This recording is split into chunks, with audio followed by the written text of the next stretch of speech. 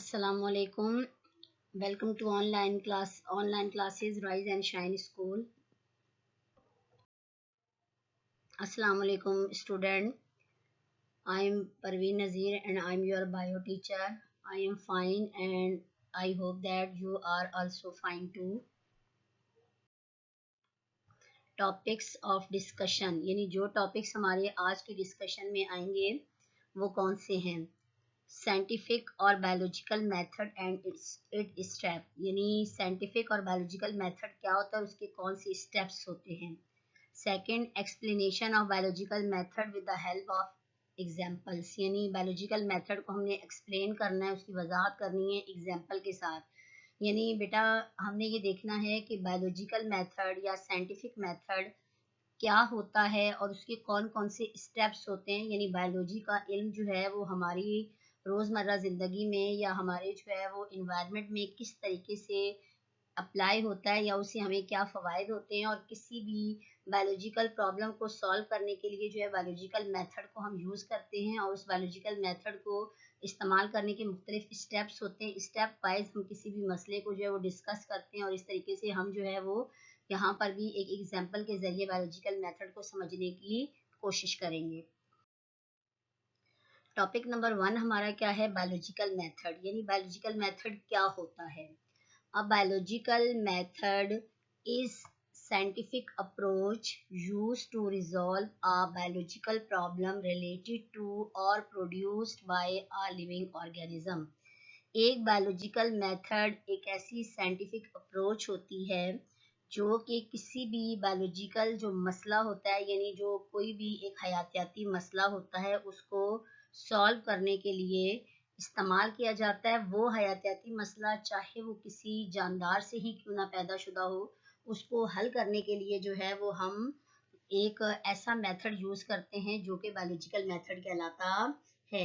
यानी किसी भी मखसूस हयातियाती मसले के हल के लिए हयातियाती तरीक़ाकार इस्तेमाल किया जाता है। बायोलॉजिकल मेथड का मतलब है हयातियाती तरीक़ाकार, बायोलॉजिकल मेथड का मतलब है हयातियाती तरीक़ाकार, और किसी भी हयातियाती मसले को हल करने के लिए जो है वो हम मुशाहिदात और तजर्बात से जो है वो मुख्तलिफ़ किस्म के जो है वो मालूमात हासिल करते हैं।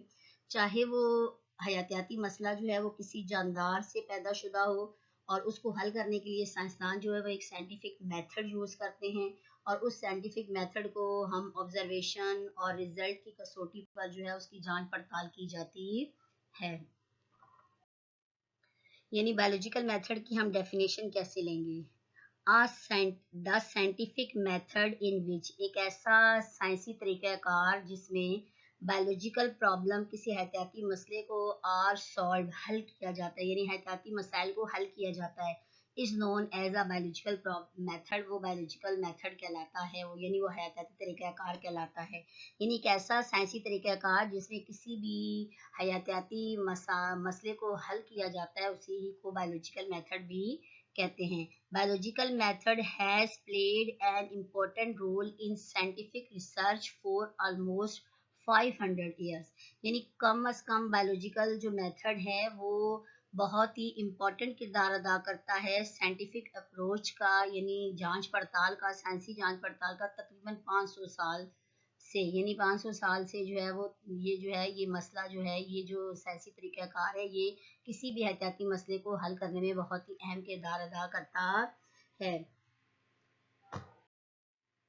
Steps in the scientific method यानी जो साइंटिफिक मेथड में जो जो स्टेप्स होते हैं, यानी to understand the biological method let us take, यानी हम जो है वो कोई भी एग्जांपल लेंगे, लेकिन उसके लिए पहले हमें उसके स्टेप्स आने चाहिए। नंबर 1 क्या है, रिकॉग्निशन ऑफ बायोलॉजिकल प्रॉब्लम, यानी किसी भी बायोलॉजिकल प्रॉब्लम को जो है वो रिकॉग्नाइज करना, यानी उसको बाकायदा सामने जो है उसकी बाकायदा उसको रिपोर्ट करना। उसके बाद है ऑब्जर्वेशन, यानी हमने क्या जो है वो ऑब्जर्वेशन की, हमने क्या मुशाहिदे में आया। नंबर 3 हाइपोथेसिस, हाइपोथेसिस का मतलब है कि जो हमने ऑब्जर्वेशन की रोशनी में जो हमने एक कयास किया, एक ख्याल किया कि आया वो ख्याल जो है वो उस पर पूरा उतरता है या नहीं, ये हमने एक ऑब्जर्वेशन के नतीजे में हमने एक अपने पास जो है वो एक कयास या एक ख्याल जो है वो हमने अपने पास नोट कर लिया। नंबर 4 डिडक्शन, डिडक्शन का मतलब है कि कुछ चीज़ें जो उस मसले के लिए हो सकती हैं और जो उससे थोड़ी रिलेटेड नहीं है उनको डिडक्ट कर देना, उनको निकाल देना। फिर हमने उस डिडक्शन को आगे नंबर 5 पे एक्सपेरिमेंट यानी तजुर्बात की कसौटी पे उसको हमने जांचना है।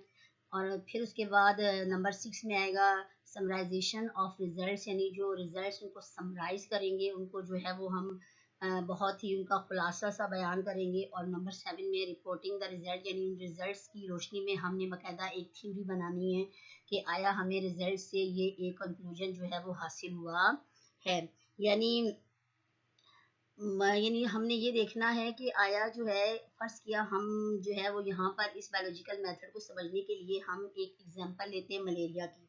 यानी to understand the biological method, let us take malaria disease and as an example of biological problem. यानी हम बायोलॉजिकल मेथड को समझने के लिए एक डिजीज जो है वो हम एग्जांपल के तौर पे लेते हैं, जिसे हम मलेरिया डिजीज कहते हैं। ठीक, अब उस मलेरिया डिजीज को साबित करने के लिए, उस मलेरिया डिजीज को जो है वो एक बायोलॉजिकल मेथड के जरिए हम उसको बाकायदा जो है वो एक डिजीज के तौर पे कि भाई आया ये किससे कॉज होती है, हमने उसको जो है वो इन्वेस्टिगेशन की उसकी कि भाई किस तरीके से वो एक डिजीज है और ये किस वजह से होती है। फिर हमने उसको बाकायदा बायोलॉजी के मुख्तलिफ जो है मेथड से गुजारा और फिर उसके बाद जो है वो हम उसको आखिर में हमारे पास कंक्लूजन आएगा कि ये किस वजह से होती है। यानी सबसे पहले जो है हमने एक बायोलॉजिकल जो मसला है उसको हमने अपने जो है वो एन एग्जांपल के तौर पे ले लिया। यानी हमारे पास जो रिकॉग्निशन ऑफ बायोलॉजिकल प्रॉब्लम है वो हमारे पास एक मलेरिया का जो है वो मलेरिया डिजीज है जिसको हमने रिकॉग्नाइज कर दिया, यानी हमने जो है मलेरिया को हमने डिस्कस करना है। अब सेकंड जो हमारे पास पॉइंट आ जाएगा वो क्या हो जाएगा, ऑब्जर्वेशन। ऑब्जर्वेशन का मतलब है मुशाहिदात। ठीक है, अब मुशाहिदात को हमने क्या करना है, यानी most of the biological investigation start with an observation. यानी ज्यादातर जो बायोलॉजिकल जो तफ्तीश होती है वो ऑब्जर्वेशन से ही स्टार्ट होती है। After selecting a specific biological problem, यानी एक स्पेसिफिक बायोलॉजिकल प्रॉब्लम को सिलेक्ट करने के बाद observations are made to collect relevant information. यानी ऑब्जर्वेशन से हमें जो है वो एक मखसूस किस्म की जो है ना वो मालूमात हासिल होती हैं। यानी हम कहेंगे कि जो ज़्यादातर हयातियाती जो हमारी बायोलॉजिकल जो हयातियाती तफ्तीश है उसका आगाज़ हम ऑब्जर्वेशन यानी मुशाहिदे से ही करते हैं। और किसी भी मखसूस हयातियाती मसले के चुनाव के बाद यानी उसको सिलेक्ट करने के बाद मुशाहिदात और उससे हासिल होने वाली मालूमात और उससे जो मुंसलिक दूसरी मालूमात है उनको इकट्ठा किया जाता है ऑब्जर्व करके, ऑब्जर्वेशन के जरिए। यानी अगर हम कहें कि मलेरिया एग्जाम्पल के तौर पर हम देखते हैं तो in case of malaria this disease is mostly found in those areas of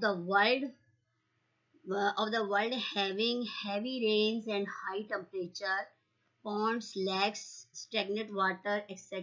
are often found in these areas emitting bad smell.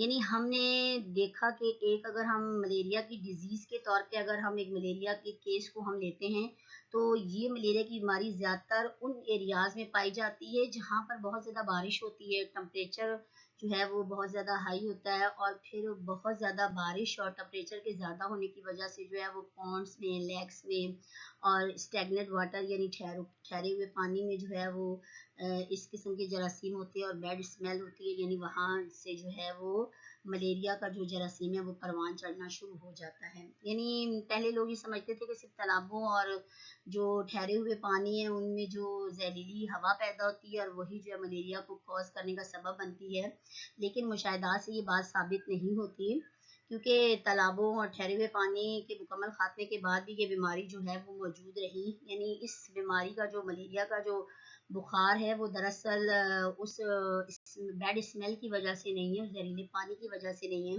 यानी दरअसल जो मलेरिया का जो डिजीज़ है, जो मलेरिया की डिजीज़ है वो दरअसल एक ख़ास किस्म की जो है वो खास किस्म के जो है प्रोटोजोन से जो है वो पैदा होती है।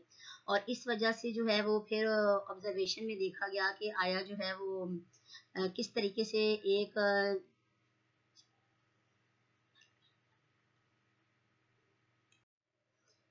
यानी बाकायदा देखा गया कि जो मलेरिया का जो जरासीम है वो बाकायदा जो मलेरिया की डिजीज़ को फैला रहा है वो ठहरे हुए पानी या इस किस्म की बैड स्मेल्स उसका जो है वो कॉज नहीं बन रहा, बल्कि जो है इसका जो फीवर होता है वो बहुत हाई फीवर होता है, उसमें जो है वो नौजिया जैसी कंडीशन, यानी उसके सिम्टम्स में हेडेक और बहुत ज़्यादा जो है वो पसीने का आना, और फिर उसके बाद थोड़ा सा बुखार का कम हो जाना और बहुत ज़्यादा जिस्म में दर्द वगैरह का होना, ये सारी कंडीशन जो है वो उस बैड स्मेल की वजह से नहीं थी। 1878 में जो है वो एक आर्मी फिजिशियन थे लेब्रॉन, उन्होंने ये ऑब्जर्व किया कि जो मलेरिया के जो पेशेंट थे उनके, यानी उन्होंने ऑब्जर्वेशन के जरिए मलेरिया के जो पेशेंट थे उसके ब्लड को जो है वो बाकायदा टेस्ट किया, और ब्लड टेस्ट से उसको पता चला कि जो मलेरिया का जो पेशेंट है उसके ब्लड के अंदर एक उसको लिविंग क्रिएचर दिखाई दी, जिसको उसने उसका ही कॉज समझा कि ये ही है जो कि मलेरिया की बीमारी को फैलाने का जो है वो सबब बन रहा है, और उसको उसने प्लाज्मोडियम का नाम दे दिया।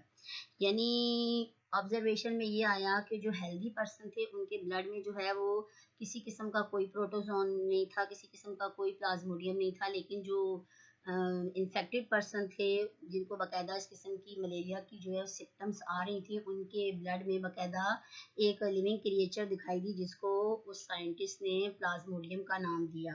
यानी plasmodium is the causative of malaria disease. Third उसके बाद क्या आता है हमारे पास, थर्ड हमारे पास आता है यानी हाइपोथेसिस। हाइपोथेसिस का मतलब है कि एक मफरूज़ा, एक ख्याल, यानी एक साइंसदान का एक ऐसा कयास या एक ऐसा ख्याल जो वो ऑब्जर्वेशन की बुनियाद पर बनाता है, जो वो ऑब्जर्व करता है उसकी बुनियाद पर वो एक ख़ास स्टेटमेंट बनाता है। अब वो स्टेटमेंट लाजमी नहीं है कि वो दुरुस्त हो, वो स्टेटमेंट गलत भी हो सकती है, वो स्टेटमेंट सही भी हो सकती है। इस वजह से जो है वो इसको उसने, यानी हाइपोथेसिस में क्या है कि हाइपोथेसिस में हम जो साइंसदान ने मुख्तलिफ ऑब्जर्वेशन देखी, उन ऑब्जर्वेशन के नतीजे में उसने एक अपना एक कयास या एक मफरूज़ा बना लिया कि the intelligent gas of a scientist in the form of statement is called hypothesis. यानी जिस तरीके से मलेरिया डिजीज में कहा गया कि एक लिविंग क्रिएचर उसके ब्लड के जो है वो सैंपल में पाई जाती है, इस तरह उसने ये कयास बना लिया कि प्लाज्मोडियम ही है जो कि मलेरिया की डिजीज़ का जो है वो कॉजिक्यूटिव है, और इसी को जो है वो आगे फिर मुख्तलिफ किस्म की डिडक्शन से इस प्रोसेस को गुजारा जाता है। इन डिडक्शन में ये होता है कि जो इंफॉर्मेशन जो है वो उस बायोलॉजिकल मेथड से मुतल्लिक ना हो उनको हम डिडक्ट कर दें, यानी मखसूस किस्म की जो है वो इंफॉर्मेशन ही जो है वो लॉजिकल, यानी ये एक ऐसी लॉजिकल एक्सप्लेनेशन होती है जो कि हाइपोथेसिस से ड्राइव होती है, और ये लॉजिकल एक्सप्लेनेशन ही जो है वो हाइपोथेसिस को जो है वो करेक्ट या इनकरेक्ट जो है वो करती है। यानी आया जब हम किसी हयाती मसले को या किसी बायोलॉजिकल मेथड को जो है वो ऑब्जर्व कर लेते हैं, तो फिर मुख्तलिफ दलीलों को जो है वो आगे मुख्तलिफ किस्म की कसौटियों से गुजारा जाता है। यानी डिडक्शन जो है, यानी डिडक्शन को फिर आगे जो है मजीद एक्सपेरिमेंटल तौर पे देखा जाता है। यानी these deduction can be tested and verified by experiment, यानी वो डिडक्शन जो कि यानी फ़र्ज़ किया जैसे हमने देखा कि 100 अगर हेल्दी पर्सन है तो 100 जो है वो इन्फेक्टेड पर्सन है, तो जो इन्फेक्टेड पर्सन है उनमें प्लाज्मोडियम था और जो हेल्दी पर्सन थे उनमें प्लाज्मोडियम नहीं था। तो इस वजह से जो है वो इसमें जो फालतू जो चीज़ें थी, जो फालतू इंफॉर्मेशन थी, उनको निकाल दिया गया और कंसीडर यानी हाइपोथेसिस को ही आगे जो है वो डिडक्शन के नतीजे में थोड़ा सा प्रूव किया जाता है। अब उसके बाद हमने जो है वो एक्सपेरिमेंटल तौर पे करके देखना है कि आया एक्सपेरिमेंट में क्या होता है। यानी for the purpose of experiment control and, यानी control experiment and group experiment, यानी दो किस्म की जो है वो हम उसमें लेंगे, एक कंट्रोल यूनिट होगा और एक एक्सपेरिमेंटल यूनिट होगा। यानी हम जैसे अगर कहें the patient belong to experimental group, यानी जो मलेरिया के पेशेंट होंगे वो एक्सपेरिमेंटल ग्रुप होंगे, और जो हेल्दी पीपल्स होंगे वो आर कॉल्ड कंट्रोल ग्रुप, यानी जो हेल्दी पर्सन होंगे वो कंट्रोल ग्रुप होंगे। यानी हेल्दी पर्सन के जो ब्लड के जो सैंपल है उनमें किसी किस्म का कोई लिविंग क्रिएचर प्लाज्मोडियम नहीं है, और जबकि जो एक्सपेरिमेंटल जो ग्रुप है उसमें जो पेशेंट है मलेरिया के उनके बाकायदा ब्लड के अंदर जो है वो एक लिविंग क्रिएचर जो है वो प्लाज्मोडियम पाया जाता है, और वही प्लाज्मोडियम जो है वो मलेरिया का कॉजिक्यूटिव है। यानी हमने जो है वो यहाँ पर एक्सपेरिमेंट के तौर पे देखा कि जो हाइपोथेसिस है उसी को हमने आगे जो है वो एक्सपेरिमेंटल तौर पे प्रूव किया। कि हमारा हाइपोथेसिस ये था कि जो मलेरिया की जो बीमारी है उसका कॉजिक्यूटिव जो है वो प्लाज्मोडियम है, जो हमें ऑब्जर्वेशन से मालूम हुआ। फिर उसी को हमने वो एक्सपेरिमेंटल तौर पर वेरीफाई कर लिया। ठीक, अब उसके बाद हमारा जो आगे आता है समराइजेशन ऑफ रिजल्ट, यानी रिजल्ट क्या होता है? After examining the blood of many people, when it came to know that most of the malaria patient had plasmodium in their blood, whereas the healthy person do not plasmodium in their blood, यानी जो healthy person उनके blood के sample के अंदर किसी किस्म का कोई प्लाज्मोडियम नहीं था, और जो कि इन्फेक्टेड पर्सन थे उनके ब्लड के अंदर प्लाज्मोडियम था। This verified the reduction and the hypothesis, यही जो है ना वो हमारा जो एक खास किस्म की स्टेटमेंट है, ये जो है वो वेरीफाई करती है डिडक्शन को और हाइपोथेसिस को। और इसी तरीके से ये प्रूव हो जाता है कि plasmodium is the causative of malaria, यानी प्लाज्मोडियम ही मलेरिया का कॉजिक्यूटिव है। और यही जो हमारी आगे से जो हमारा रिजल्ट हासिल हुआ, यही रिपोर्टिंग द रिजल्ट, यानी इस रिजल्ट को हमने बाकायदा एक थ्योरी का नाम दे दिया। यानी हमने ये देखा कि आगे एक रिपोर्टिंग द रिजल्ट, यानी रिजल्ट को हमने रिपोर्ट किया और उसी को हमने थ्योरी का नाम दिया है। यानी a theory is a set of scientific assumption consistent with one another and supported by evidence, यानी हमने जो एक थ्योरी बनाई वो ये थी कि हमने उसको मुख्तलिफ किस्म के साइंटिफिक जो है वो मेथड से गुजारा और फिर उसको हमने एविडेंस यानी बाकायदा सबूतों के ज़रिए ये हमने प्रूव किया कि वाकई जो मलेरिया की बीमारी थी उसका जो कॉजिक्यूटिव है वो उसके अंदर पाया जाने वाला प्लाज्मोडियम है, और वो प्लाज्मोडियम जो है वो एक ऐसी लिविंग क्रिएचर है जो कि मच्छर के काटने से होता है। यानी अगर देखा जाए तो इस साइंटिफिक मेथड्स की जो मुख्तलिफ स्टेप्स हैं उससे जो बायोलॉजिस्ट हैं उन्होंने ये बाकायदा ये सब साबित किया कि जो मलेरिया की बीमारी है वो ठीक है, तालाबों जोड़ों और इस किस्म के जो स्टेगनेंट वाटर होते हैं वहाँ पर जो पानी है उस पर जो है वो मच्छर पैदा होते हैं, और वही मच्छर जो है वो मलेरिया की बीमारी को कॉज करते हैं। खासतौर पे जो फीमेल एनाफ्लिस है उसके काटने से एक इंसान जो है वो जो मलेरिया की बीमारी में मुब्तला हो जाता है। यानी मलेरिया की जो बीमारी है उसका कॉजिक्यूटिव क्या है? प्लाज्मोडियम। और इस तरह साइंटिफिक मेथड की वजह से, इसके मुख्तलिफ स्टेप्स की वजह से जो है हम बायोलॉजिकल जो प्रॉब्लम है उसको सॉल्व करते हैं, और इस तरीके से हमारी जो इन्वायरमेंट में मुख्तलिफ किस्म के जो तब्दीलियाँ होती हैं वो भी हमें जो है वो वाज़ेह तौर पे देखने को जो है वाज़ेह तौर पर समझने को मिलती हैं। यानी किस तरीके से सादा चीज़ों से पेचीदा चीज़ें बनी और किस तरह पेचीदा चीज़ों से सादा चीज़ें बनी।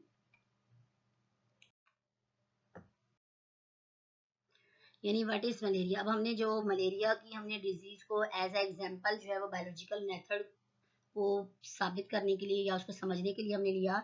नॉर्मल जो ह्यूमन सेल है उसका जो रेड ब्लड सेल है उसमें किसी किस्म की कोई लिविंग क्रिएचर हमें नहीं मिली, और जो इन्फेक्टेड आरबीसीज है उसके बकायदा हमें रेड ब्लड सेल्स के अंदर जो है वो प्लाज्मोडियम या मुख्तलिफ किस्म के जो है वो ऐसी क्रिएचर की हमें बकायदा प्रेजेंस दिखाई दी जो कि मलेरिया को कॉज करते हैं। मलेरियल पैरासाइट जो है उसमें बकायदा हमें दिखाई दिया, और यही साबित करता है कि हम साइंटिफिक मेथड के ज़रिए हम मुख्तलिफ जो बीमारियां होती हैं उनको हम ना सिर्फ उनको हम उसको नॉर्मली जो है वो हम ना सिर्फ उनको जांच पड़ताल करते हैं बल्कि हम उसके मुतालिक जो है वो मुख्तलिफ किस्म का इलाज भी करते हैं। जैसे मलेरिया की बीमारी है, बायोलॉजिस्ट ने जो है वो सिनकोना नामी पौधे पर रिसर्च की और उससे कोनैन हासिल की गई, और वही कोनैन जो है मलेरिया की डिजीज़ में इलाज के तौर पर इस्तेमाल होती है, जिसकी वजह से आज ये बीमारी जो है वो काबिल इलाज है।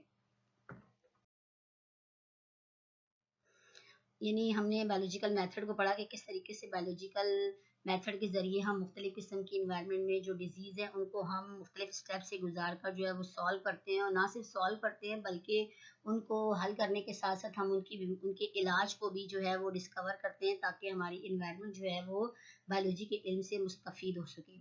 अब आगे होमवर्क में हमने बेटा क्या करना है? व्हाट इज बायोलॉजिकल मेथड, ये आपके पास पहला क्वेश्चन है। दूसरा क्वेश्चन है how many steps of biological method with the help of malaria disease. Malaria disease की एग्जांपल के तौर पर आपने मुख्तलिफ बायोलॉजिकल मेथड को जो है वो एक्सप्लेन करना है। Write down above question in your bio register and learn, यानी ये जो दोनों क्वेश्चन आपके लेक्चर में आपने समझे इनको आपने सिर्फ लिखना भी है और ना सिर्फ लिखना भी है बल्कि इसको याद भी करना है। और दूसरी बात ये कि बेटा आपने अगर आपको इंटर लीफ रजिस्टर मिले हैं तो आपने वो इंटर लीफ रजिस्टर जो है वो ऑफिस से जो है वो एक्सचेंज कर लेने हैं, और अब आपके जो रजिस्टर होंगे बायो के, वो दोनों पेज लाइनिंग वाले होंगे, यानी इंटरलीव का मतलब है कि एक पेज ब्लैंक और एक पेज लाइनिंग वाला, वो नहीं चलेगा। आपके दोनों पेज लाइनिंग वाले होंगे, आपने वो चेंज करके उसी बायो के जो लाइनिंग वाले दोनों पेजेस हैं उस रजिस्टर पे अपने काम करना है। Thank you.